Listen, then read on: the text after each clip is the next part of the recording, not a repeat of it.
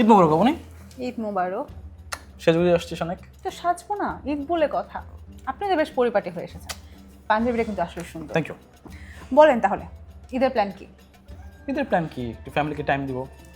এখন তো খুব বেশি হয় না, আগে তো ঈদে আমরা অনেক মজা করতাম। আচ্ছা, আমি এটা আমার বাবা মায়ের কাছেও শুনেছি, আগে নাকি আপনারা ঈদে অনেক বেশি মজা করতেন। কি করতেন আপনারা? সেটা পরে বলতেছি, কিন্তু তোর কি মনে হয় আমি তোর বাবার বয়সী? Well, আচ্ছা, না না না, আপনি তো আমাদের সময়েরই। অতটাও না। মানে ঈদে আমরা কি করতাম, আমার ঈদের সবচেয়ে মজার সময়টা কাটছে যখন আমি স্কুলে পড়ি। মানে 70-এর দশকে। 90 দশকে। তখন ঈদ মানে ছিল, বিশেষ করে শেষ 10 রোজায় আমরা একদম খুব প্ল্যানিং করতাম যে কী করবো না করবো। কি প্ল্যানিং করতেন? এই ধর আমরা একটা কাগজ কলম নিয়ে বসতাম যে কার কাছ থেকে কত টাকা সালামি নিব, সেই সালামি দিয়ে কী করবো, ঈদ মেলায় যাব। আসলে সালামি নিয়ে না আমরাও বেশ এক্সাইটেড থাকি, মানে আমাদের জেনারেশন যেটা। তোরা তো জেনজি, তোরা কে বুঝবে, তোরা সালামি নিস মোবাইলে।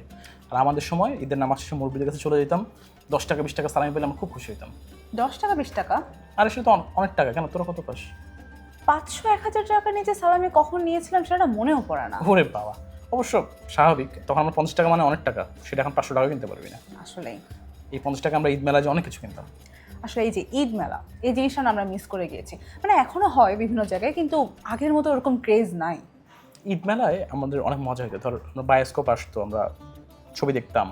তারপর হচ্ছে টিনের একটা পিস্তল ছিল, 5 টাকা একটা প্যাকেট পাওয়া যেত, সেই প্যাকেটে হচ্ছে বেলুন থাকতো, বাঁশি থাকতো, চকলেট থাকতো। মানে 5 টাকা এত কিছু? 5 টাকা আরও কমও হইতে পারে। তারপর যে ঈদ কার্ড একটা চল ছিল, এটা তো আর পাস নাই। হ্যাঁ, না, ওটা আমরা পাইনি। তারপর ওই যে ঈদের সিনেমা নাটক নিয়েও নাকি অনেক বেশি উত্তেজনা ছিল। যেমন আমার বাবারা বলতো যে সব কাজিনরা মিলে একসাথে আনন্দ মেলা দিত। আবার সেই বাবা, কেন আপনারা দেখতেন না? আমরাও দেখতাম, আনন্দ মেলা হইতো, ঈদের নাটক হইতো, ঈদের পরদিন ইত্যাদি হইতো। তখন তো একটাই চ্যানেল ছিল। আর এখন এত এত চ্যানেল, কিন্তু একটাও দেখা হয় না। সেটাই হয়। আরেকটা মজা ছিল আত্মীয় স্বজনের বাসায় বেড়াতে যাওয়া।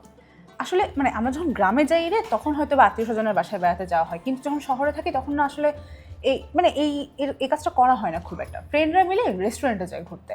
হ্যাঁ, তোদের জেনারেশন না খুব, আমরাও যাই এখন, মানে এখন রেস্টুরেন্টের চলটাই বেশি। কিন্তু রেস্টুরেন্টে যায় বলে এমন না যে বাসায় রান্না হয় না, বাসায়ও কিন্তু অনেক মজার মজার খাবার রান্না হয়। সকাল থেকে শুরু করে নুডলস, তারপরে হচ্ছে যে চটপটি, সেমাই, তারপরে দুপুরবেলা পোলাও, কোরমা, আরও কত কি। এটাও আসলে মজা। আগে আমাদের সারা বছরে এই যে শুধু ঈদের দিনগুলো ভালো রান্না হতো, এখন তো সারা বছর টুকটাক খাবার হয়। তো কিছু জিনিস মনে হয় চেঞ্জ হয় না কখনো, তাই না? আসলেই না। তারপরে আমরা যেই গানটা দিয়ে হচ্ছে যে রোজার ঈদ শুরু করতাম, ওটার কথাই বলছি একদম। ও মন রমজানের ওই রোজার শেষে এলো খুশির ঈদ, তুই আপনাকে আজ বিলিয়ে দে সন্ন্যাস মানে তাগিয়ে।